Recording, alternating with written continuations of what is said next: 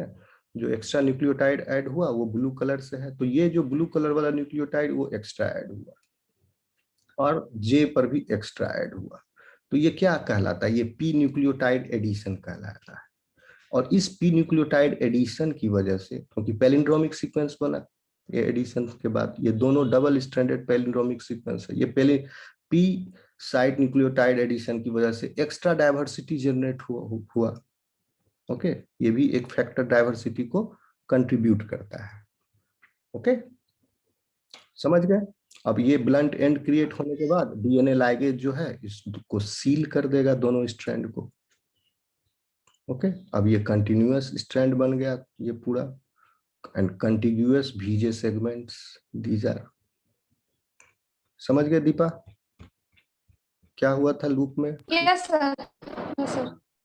यहाँ पर डायरेक्ट दिखा रहा है, लूप इधर आया और लूप बनने के बाद फिर आर्टेमिस, फिर डीएनए रिपेयर एंजाइम, फिर palindrome double standard palindromic sequence बना, फिर लैगेज आया, सील कर दिया, and you obtain this functional VJ segment with the same orientation. लेकिन क्या हुआ इसके बाद? आपको डीएनए जो है वो कोई डीएनए फ्रेगमेंट इसमें लॉस नहीं हुआ इस प्रक्रिया में। ये जो फ्रेगमेंट जनरेट हुआ है ये उल्टा होकर के फिर रीसील हो गया। लेकिन इस केस में जिसमें दो सेगमेंट्स जिसके ट्रांसक्रिप्शनल ओरिएंटेशन उल्टे हों उसको ज्वाइन किया गया तब। लेकिन वैसे केस में जिसमें ट्रांसक्रिप्शनल एलिमेंट उल्टे नहीं एक ही दिशा में हो, ठीक है, लेकिन उन दोनों सेगमेंट के बीच में कुछ सेगमेंट्स भी सेगमेंट्स ऐसे हैं जिनका ट्रांसक्रिप्शनल ओरिएंटेशन उल्टा है, यानी ये V1 if V1 is joining with J2, दोनों का ट्रांसक्रिप्शनल ओरिएंटेशन सेम है, लेकिन इन दोनों के बीच में कुछ भी सेगमेंट्स का ट्रांसक्रिप्शन एलिमेंट उल्टा है, ओरिएंटेशन उल्टा है, जैसे V2 का। देखे आगे V2 का हम लोग, तो क्या होता है? सेम लूप फॉर्मेशन हुआ, हेयरपिन लूप बना, ब्लंट एंड क्रिएट हुआ हेप्टामर पर, यहाँ पर क्लीवेज हुआ तो ओके, एंड फिर J2 में क्लीवेज हुआ। तो अब इसमें क्या हुआ कि फ्रेगमेंट के दोनों एंड पर हेप्टामर, जो बीच में फ्रेगमेंट कटा इस सेगमेंट, और इसमें जो कटा था फ्रेगमेंट के सिर्फ एक ही एंड पर हेप्टामर है, दूसरे एंड पर लूप है। एक हेप्टामर ब्लंट एंड जो है दूसरे फ्रेगमेंट पर है, यहां पर हेप्टामर ब्लंट एंड इस फ्रेगमेंट के दोनों एंड पर है, जिसकी वजह से ये क्या हुआ, दोनों हेप्टामर ज्वाइन करके एक सर्कुलर एपिसोम, सर्कुलर डीएनए का फॉर्मेशन कर लेता है। ठीक है, तो यहां पर क्या हुआ, डीएनए की लंबाई घट गई, इस केस में डीएनए छोटा हुआ और ये लॉस हो जाएगा। सेल डिवीजन होगा तो ये किसी एक में ही जाएगा, इसका तो रेप्लिकेशन होगा नहीं। ओके, क्योंकि रेप्लिकेशन तो इसका चलेगा लीनियर डीएनए का, क्योंकि रेप्लिकेशन ओरिजिन पॉइंट से ये रिलेटेड है, ओरी, तो रेप्लिकेशन का ओरिजिन पॉइंट होता है, कहीं से भी रेप्लिकेशन शुरू नहीं हो जाएगा। और इस सेगमेंट में कोई रेप्लिकेशन ओरिजिन पॉइंट है नहीं, this will be lost. Cell division होगा तो किसी एक सेल में चला जाएगा, दूसरे सेल में नहीं जाएगा, फिर उस किसी एक सेल, क्योंकि रेप्लिकेट ही नहीं होगा। तो what you get after this segment is lost now, और ये दोनों हेयर पिन लूप जो है एक दूसरे के सामने आ गए अपोजिट, फिर ये आर्टेमिस खोला इसको, और बाकी का प्रक्रिया वही सेम है, आर्टेमिस खोला, फिर 3 प्राइम ओवरहैंग क्रिएट हुआ, पैलिंड्रोमिक सीक्वेंस ऐड हो गया, पी न्यूक्लियोटाइड एडिशन, देन दोनों में सेम हुआ, प्री न्यूक्लियोटाइड एडिशन, फिर ब्लंट एंड क्रिएट हो गया, ब्लंट एंड क्रिएट होने के बाद डीएनए लाइगेज 4 दोनों को सील कर दिया। Then what you get, V1 J2 joining, and both are having same transcriptional orientation. So in this case this happens, and in this case this happens, opposite वाले। आया समझ में? सर दोनों में तो डिफरेंस यही ना है कि वो एपिसोम बना लेता है और ये डीएनए का पूरा सेगमेंट पे ही आ जाता है। एक में सिग्नल ज्वाइंट का फॉर्मेशन हो गया क्रोमोजोम, हाँ। ठीक है, डीएनए में, ठीक है, जीनोमिक डीएनए में इटसेल्फ, जर्म लाइन में नहीं था सिग्नल, जर्म लाइन में इस तरह से था, ओरिजिनल ये था, हाँ, यस सर। लेकिन आफ्टर रीअरेंजमेंट जीनोमिक डीएनए में सिग्नल जॉइंट का फॉर्मेशन हो गया। In this case, in which two different transcriptionally oriented segments are joining. But in this case, if two same transcriptional orientation gene segments are joining, then some part of the DNA is lost in the form of episome, and these two segments are brought together, which are joined. Clear? तो आप ये समझ, yes sir. ये हो रहा है आपका light chain में भी और हैवी चेन दोनों में हो रहा है, क्योंकि यहाँ भीजे ज्वाइनिंग दिखाया तो लाइट चेन में हो रहा है ये, that means it is sure. और हैवी चेन में भी होता है ये चीज, चूंकि हैवी चेन में भी भी सेगमेंट्स का ट्रांसक्रिप्शन ओरिएंटेशन डिफरेंट होता है, और भी सेगमेंट्स के बाद आफ्टर सेवरल भी सेगमेंट्स, आप याद कीजिए हैवी चेन में 14 डी होते थे, डी रीजन, यस सर। और 4 जे रीजन होते थे। तो डी रीजन तो जस्ट आएगा भी के बाद ही, और डी और जे का ट्रांसक्रिप्शन ओरिएंटेशन सेम होता है, डी का भी सेम है, जे का भी सेम है, सारे डी का सारे जे का, सिर्फ कुछ भी का अलग है। तो डी और जे तो सेम है ट्रांसक्रिप्शन, तो भी और डी जंक्शन पर ये प्रॉब्लम होगी हैवी चेन में भी, कि ट्रांसक्रिप्शन ओरिएंटेशन डिफरेंट होगा। तो वहां पर भी ये प्रक्रिया हो रहा है वीडी ज्वाइनिंग के समय और भीजे ज्वाइनिंग के टाइम, दोनों जगह हो रहा है ये चीज। ओके,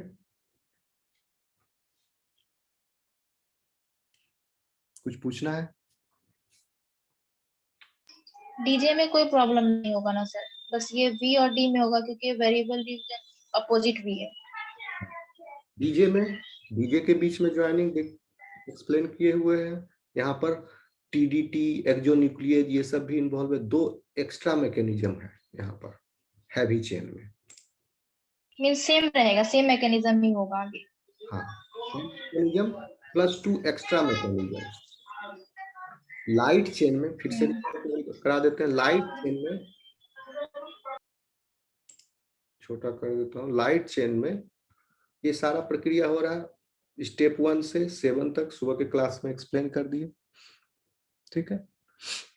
यानी इसमें सिंपली पी न्यूक्लियोटाइड एडिशन हो रहा है, और उसके बाद एक्सोन्यूक्लियेज, इसमें एक्सोन्यूक्लियेज एक्टिविटी नहीं हो रही है। पी न्यूक्लियोटाइड एडिशन होने के बाद, ये पी न्यूक्लियोटाइड एडिशन हो गया जिसकी वजह से ब्लंट एंड क्रिएट हो गया, सीधा लाइगेशन हो गया, सीलिंग हो गया, kappa light chain, lambda light chain, जिसमें भीजे ज्वाइनिंग हो रहा है। ओके, जनरल मैकेनिज्म है ये। अब इस भी रीजन में, लाइट चेन में, कुछ भी का उल्टा होगा ट्रांसक्रिप्शन ओरिएंटेशन, ठीक है। तो इसको कंबाइन कर लो इस प्रोसेस से, जो अभी समझाया दोनों तरह का केस, वो इसमें जोड़ लोगे तो हो जाएगा टोटल कंप्लीट लाइट चेन का प्रोसेस और भीजे का, ठीक है। लेकिन जब हैवी चेन का हो रहा है तो वहां भी भीजे में ये सेम प्रोसीजर है, प्लस ट्रांसक्रिप्शन ओरिएंटेशन कुछ भी का अलग होने की वजह से, जो अभी समझा है दोनों फिगर, वो दोनों भी हो रहा है। ओके, और डीजे का सेम है ट्रांसक्रिप्शन ओरिएंटेशन, तो ये पूरा प्रक्रिया जो है सेम है, प्लस 2 एक्स्ट्रा मैकेनिज्म है, जो कि ये है आपका action of exonuclease, unknown exonuclease, and action of TdT, non templated nucleotide addition. ये डीजे ज्वाइनिंग पर हो रहा है, ये 2 एक्स्ट्रा मैकेनिज्म। समझ में आया? Yes sir. और भीजे ज्वाइनिंग पर ये सारे मैकेनिज्म हो रहे हैं, लेकिन इसमें आप अभी समझ लीजिए, ये भी में कुछ ट्रांसक्रिप्शन, क्योंकि अब इसको उसमें लगा देते हैं ओरिएंटेशन वाला भी इसमें कॉन्सेप्ट, तो ये और हौच पौच हो जाता है, यही समझ में नहीं आता। तो पहले आप ये समझ लिए पूरा कि हो कैसे रहा, एक भी को लेकर के चले सिर्फ, और एक जे को लेकर चले, जिसका ओरिएंटेशन सेम है और दोनों अगल बगल है। लेकिन इन रियल केस क्या हो रहा है, बहुत सारे भी हैं, बहुत सारे जे हैं, कुछ का ट्रांसक्रिप्शनल एलिमेंट, कुछ का भी का ट्रांसक्रिप्शनल ओरिएंटेशन डिफरेंट है। तो रियल सिचुएशन ये है। अब इस बीच में सारे प्रोसीजर जो स्टेप 7 तक है वो लगा लो, और ये दोनों में हो रहा है, यानी VJ ज्वाइनिंग में और VD ज्वाइनिंग में। तो VJ ज्वाइनिंग कवर हो गया पूरा आपका light chain, VD joining cover हो गया आपका क्या वेरिएबल रीजन में एक ज्वाइनिंग, और DJ ज्वाइनिंग जो है ये हो गया कवर आपका, यानी सारा प्रक्रिया VJ का प्लस DJ का इसमें, और इसमें सारा प्रक्रिया VJ का प्लस कंसीडर कर लो कि कुछ का ट्रांसक्रिप्शन ओरिएंटेशन डिफरेंट है तो होता है इसे। कुछ सवाल है आप लोगों को पूछना है, क्योंकि अब ये आपका एंटीबॉडी डायवर्सिटी जो टॉपिक है ये खत्म होने वाला है। Generation of antibody diversity.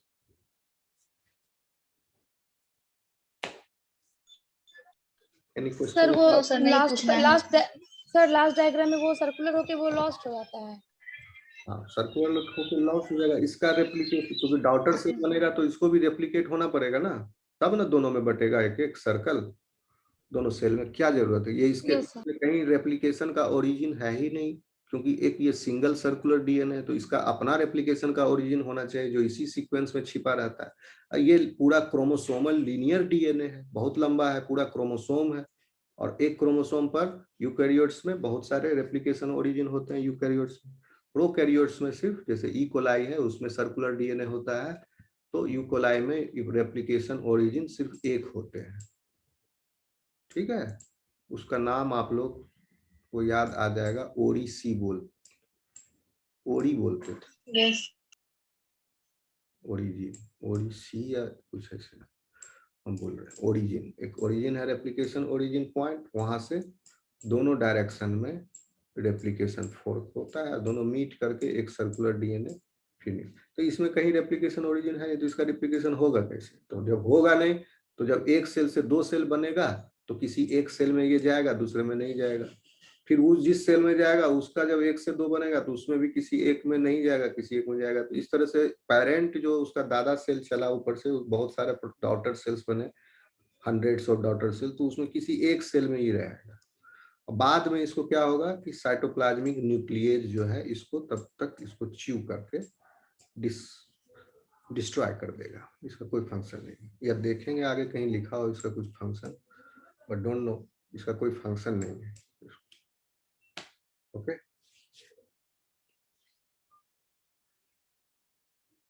ठीक है। और कोई सवाल है किसी का? No sir. No sir. चलिए, इस टॉपिक का टेक्स्ट 3 पॉइंट है, इसको हम पढ़ देते हैं। Sequencing of chromosomal fragments containing multiple V region genes so that transcription of some V region genes occur in a direction opposite from that of downstream DJ segments. तो downstream DJ segments, इसमें D नहीं दिखाया गया है, J है इसका। इससे जो है ट्रांसक्रिप्शनल ओरिएंटेशन कुछ भी सेगमेंट का उल्टा है और कुछ भी सेगमेंट का उसी के अलोंग है। जैसे V1 का इसी के अलोंग है, बट कुछ का उल्टा है, यही कह रहा है। कुछ भी रीजन जीन्स का transcriptional orientation is opposite. However, work with artificial recombinase substrates has demonstrated that the general mechanism of recombination is used regardless of the transcriptional direction of the gene segments involved. मतलब transcriptional orientation चाहे किसी भी तरफ हो, या जो general mechanism आपको step 7 तक जो बताए हैं, ओके, वो सारे मैकेनिज्म यहाँ भी हो रहे हैं। ओके, वो सेम है mechanism. So when recombination occurs between two gene segments that are transcribed in the same direction, जैसे ये फिगर 1 में भी सेम डायरेक्शन वाले का जो हो रहा है ट्रांसक्रिप्शन, उसका जब ज्वाइनिंग होगा तो ये एक्सप्लेन किया आपको, जिसमें same direction, the intervening DNA is deleted, ये इंटरवेनिंग डीएनए था, ये डिलीट हो गया, एंड लॉस्ट, फिगर 7-9A, ये लॉस्ट, ये एपिसोम बन के इंटरवेनिंग डीएनए सर्कुलर डीएनए बन के लॉस्ट हो गया। When they are transcribed in opposite direction, इस डायरेक्शन अपोजिट डायरेक्शन में ट्रांसक्राइब हो रहा है, the DNA that are located between V and J segments is retained. इस भी, ये जो ट्रांसक्रिप्शन ओरिएंटेशन डिफरेंट है, इसके बीच में इंटरवेनिक डीएनए जो है कटने के बाद फिर से सील हो गया उल्टा होके, इसीलिए लिख रहा है कि ये is retained in an inverted orientation. तो इसका ओरिएंटेशन इन्वर्ट हो गया तो ज्वाइनिंग सेगमेंट्स जो है उसका ओरिएंटेशन सेम हो जाता है। In the DNA upstream of the VJ region, यानी वीजे ज्वाइनिंग होने के अपस्ट्रीम में ओरिएंटेशन इन्वर्ट होकर के सील हुआ, यानी वीजे रीजन, ये वाला वीजे रीजन हुआ, ये ज्वाइन हुआ, इसका अपस्ट्रीम, ये इंटरवेनिंग डीएनए सील हुआ इसके अपस्ट्रीम में उल्टा होकर के। यस कि नो? Yes sir. यही लिखा हुआ है यहाँ पर, the DNA that was located between V and J segments is retained, जो भी सेगमेंट्स जो ज्वाइन होने वाला है वो रिटेन किया जाएगा, साथ ही साथ जो है V and J are brought together भी इन एंड इन। तो ये कैसे होगा, इसको उल्टा करने से, in the DNA upstream of the rearranged VJ region, ये उल्टा हुआ अपस्ट्रीम में। ओके, चलें आगे, ये सेक्शन हो गया।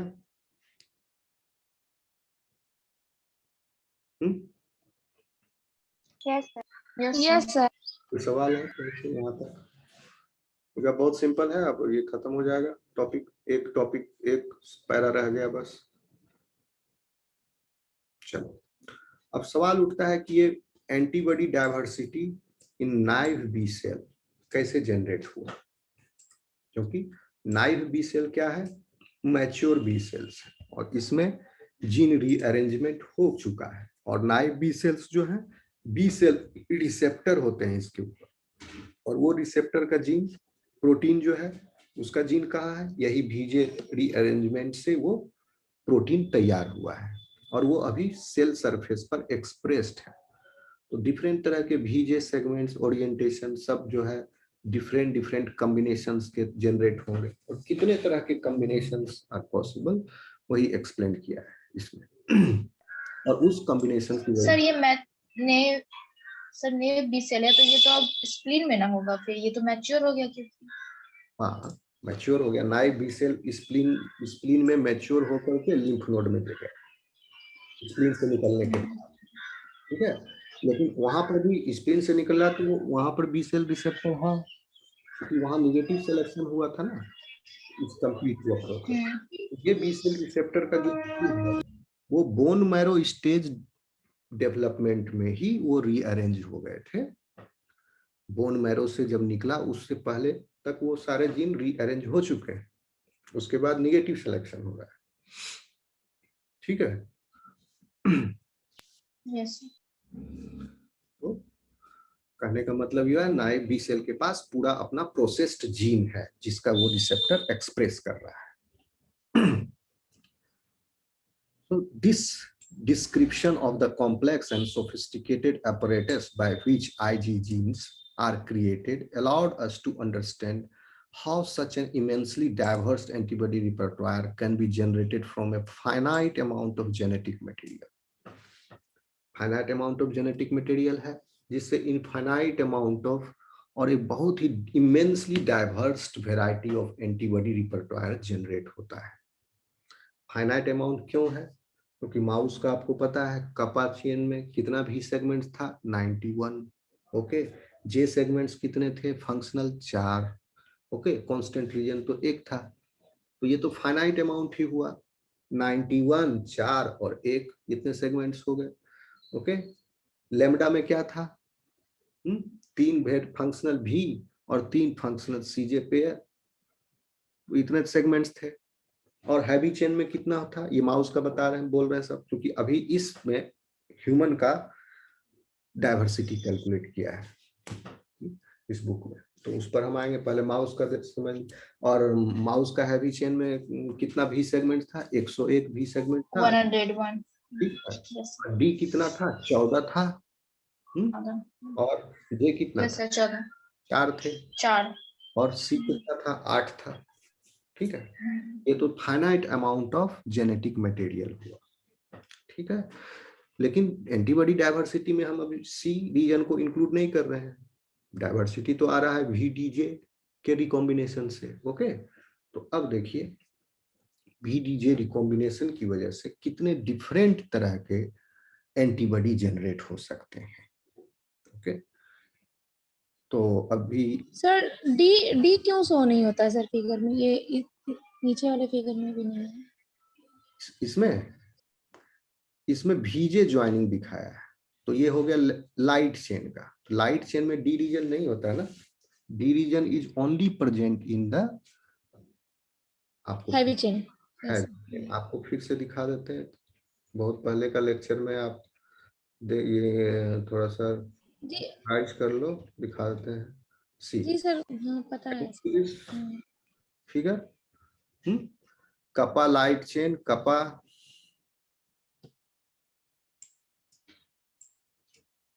कपा में सेवरल वीज, उसके पहले लीडर, सेवरल वीज, ओके। तो हर इसमें नहीं दिखाया RSS, नहीं तो यही समझ में नहीं आता, कंफ्यूज। अब धीरे धीरे एक एक एलिमेंट जोड़ जोड़ के आगे चैप्टर बढ़ा है, ओके। यहाँ पर RSS है, अब आप समझ जाओगे। यहाँ RSS है, यहाँ RSS है इस तरफ, ओके। तो कपा में सेवरल भी, सेवरल जे, फिर से अब देखिए इसमें भी और जे ही है लाइट चेन में। लेमडा में क्या है? CJ पेयर है, CJ पेयर है, CJ पेयर है, and 3 functional V's are there and this CJ pair is non-functional, तो C2J पेयर ये हो गया लेमडा। समझा दिए पूरा आपको क्लास में। हैवी चेन में देखिए सेवरल V, उसके बाद 14D, उसके बाद 4J और 8C, तो इसी को इग्नोर करो, VDJ देखो। तो D तो प्रेजेंट है सिर्फ हैवी चेन में ना। Yes sir. तो जब हैवी चेन का रिकॉम्बिनेशन की बात करेंगे तब D आएगा। तो इस फिगर में भी हम आपको वो सेंटेंस से पढ़ते उसी के अनुसार डायग्राम जैसे बोल रहे थे।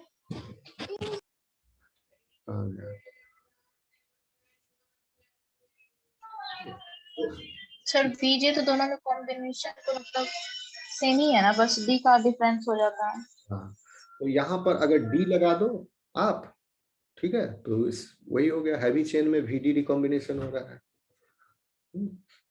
और यहाँ J लगा दिया तो लाइट चेन में हो रहा है इस तरह से रिकॉम्बिनेशन, ठीक है। तो कंप्लीट जो होगा पूरा VDJ recombination, this picture plus जो अर्लियर पिक्चर था वो मिला के।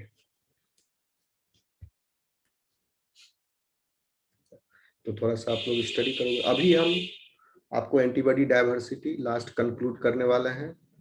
ये टेबल दिख रहा है आपको? Yes sir. Now see the beauty. ये है combinatorial antibody diversity in humans के संदर्भ में। ह्यूमंस में कितने हैं V सेगमेंट?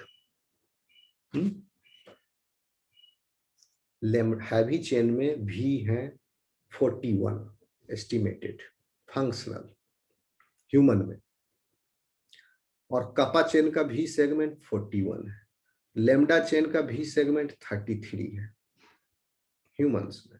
रिकॉल, ह्यूमंस में 40% of the light chains are belonging to lambda. Mouse में only 5% of the light chain were lambda. और माउस में याद करो बताए थे डिलीशन हो गया, डिलीटीरियस म्यूटेशन की वजह से 30 V segments of the lambda is lost, उसमें नहीं है, but in human it is there 33 है lambda chain भी, ओके। और D segments ह्यूमन में 23 है, ओके। अब कंपेयर करते जाओ, V सेगमेंट जो है ह्यूमन में हैवी चेन में भी सेगमेंट 41 है। माउस में कितना था, बगल में लिखते जाते हैं आपको कंपैरिजन, 101 था, माउस में ज्यादा था ना। भी segment of the heavy chain 101 था, इसमें ह्यूमन में 41 है। और कपा चेन में, कपा चेन का भी रीजन 91 91 माउस, और लैम्डा चेन का भी रीजन 3 था माउस। डी रीजन जो है हैवी चेन का, डी कितना था माउस में, 14। 14 कापा चेन में डी तो है ही नहीं, लैम्डा में भी डी नहीं है, 0 0। जे जो है वो हैवी चेन में कितने थे, माउस में 4 है ना, ह्यूमन में 6 है। और लैम्डा चेन, कपा चेन में भी 4 जे है, 5 था, एक स्यूडो है, तो फंक्शनल 4 है। और लैम्डा चेन में 4 जैसी पेयर था, लेकिन एक स्यूडो है, तो 4 से घट के हो गया 3। ओके, चलिए ये तो माउस वाला हो गया जो अभी लिखे। अब देखिए पॉसिबल नंबर ऑफ कॉम्बिनेशंस कितने हो सकते हैं।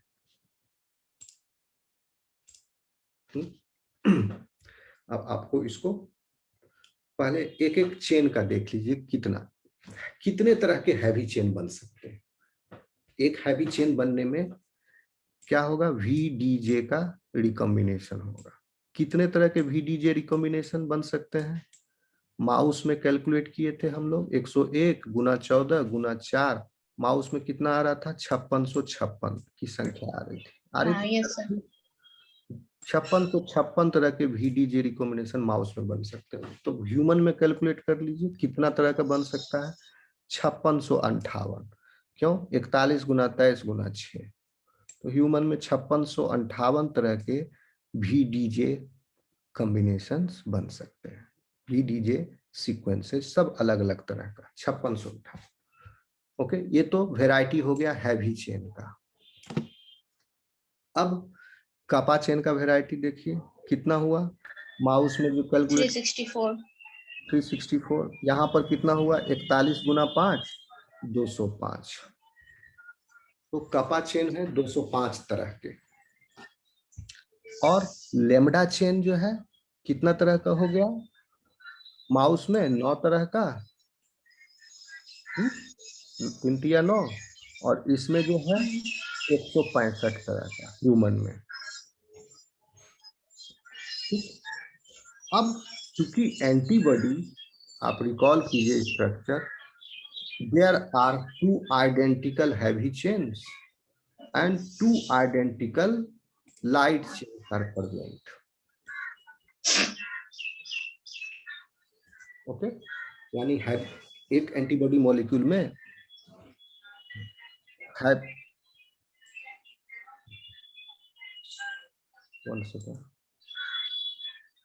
एक एंटीबॉडी मॉलिक्यूल में हैवी और लाइट चेन का कॉम्बिनेशन है। तो हैवी और, म्यूट कर लीजिए, करने में तो रिकॉर्डिंग खराब हो जाएगा पूरा, उसमें मेरा आवाज नहीं आएगा, सिर्फ नॉइज आएगा। अब देखो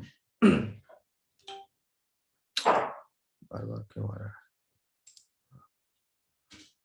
तो अब हैवी चेन का कितना वेराइटी हो गया, उस सारे वेराइटी का, लाइट चेन के जितने वेराइटी उत्पन्न हुए उन सारे वेराइटी के साथ फिर कॉम्बिनेशन, यानी ये हो गया VDJ is equal to heavy. कितने तरह के हैवी चेन बन गए, 5618 ह्यूमन में कैलकुलेट करके 5658 तरह का, ये संख्या 5658 तरह के हैवी चेन के वेरिएबल रीजन्स हैं। अब ये हैवी चेन जो बना किसके कॉम्बिनेशन से, लाइट चेन के, एंटीबॉडी बना heavy chain with light chain. और चूंकि दोनों आइडेंटिकल है तो एक ही वेराइटी को लेके चलो, यही अलग हुआ, वेराइटी जनरेट किया, and this will bind to one, this is creating CDR, 6 CDR हो गया, 3 CDR लाइट चेन में, 3 CDR हैवी चेन में, ये बनाया एक paratope, and this paratope will be complementary to 1 epitope, और you can say it will fit with 1 epitope, it will be specific to 1 epitope, और ये भी एक एपिटोप के लिए। तो ये वेराइटी और ये वेराइटी, ये दोनों पैराटोप रीजन सेम है, ठीक है। तो इसको कंसीडर करके चलो, ये कितना तरह का बन सकता है, एक लाइट चेन और एक हैवी चेन का कॉम्बिनेशन कितने तरह के हो सकते हैं। तो हैवी चेन का वेराइटी 5658 तरह का है, और लाइट चेन का वेराइटी कितना तरह का है ह्यूमन में, क्योंकि कुछ एक ही तरह का लाइट चेन आ सकता है, या तो कप्पा या तो लैम्डा। तो टोटल जोड़ लो, कप्पा और लैम्डा जोड़ लो, कितना वेराइटी है लाइट चेन का, वेरिएबल रीजन का, 205 प्लस 165, 165। इतना वेराइटी हो गया लाइट चेन का।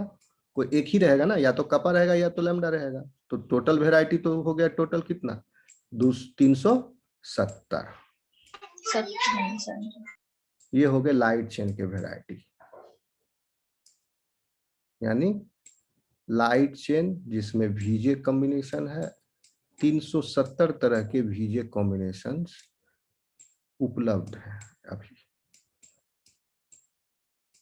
अब एक हैवी और एक लाइट चेन अगर बाइंड करेगा, HL कॉम्बिनेशन बनेगा ये, तो कितने तरह के बन सकते हैं HL कॉम्बिनेशंस नाउ।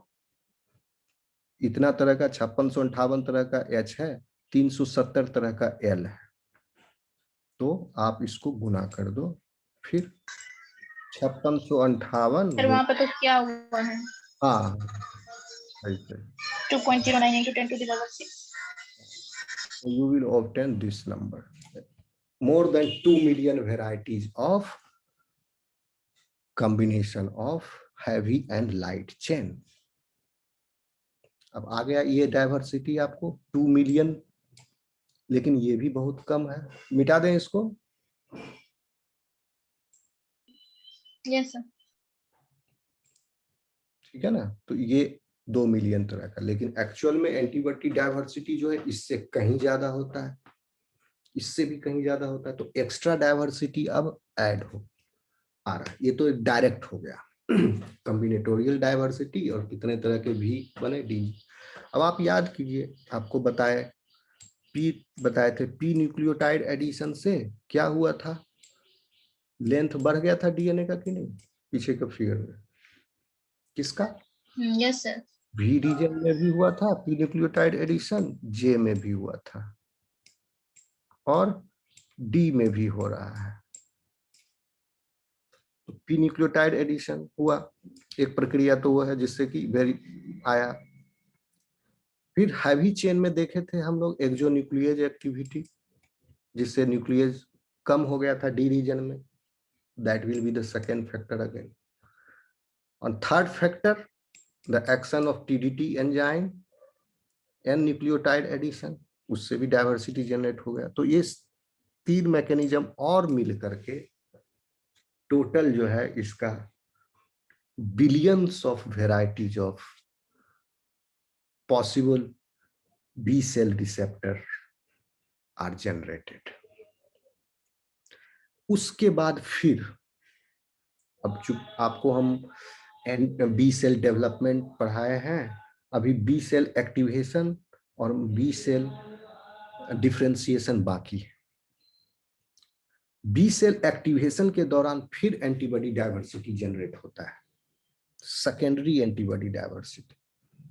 वो कैसे होता है, सोमैटिक हाइपर म्यूटेशन के द्वारा। तो जब अब हम चूंकि बी सेल एक्टिव डेवलपमेंट पढ़ा रहे थे, तो ये प्रॉब्लम आ रहा था हम लोग को जीन वाला, तो इसलिए जीन वाला टॉपिक कवर किए। अब हम फिर जंप करेंगे उस पर आफ्टर दिस, ये टॉपिक के बाद बी सेल एक्टिवेशन, तो फिर आप वहां पकड़ लोगे। फिर बी सेल एक्टिवेशन के दौरान सोमैटिक हाइपर म्यूटेशन बताएंगे।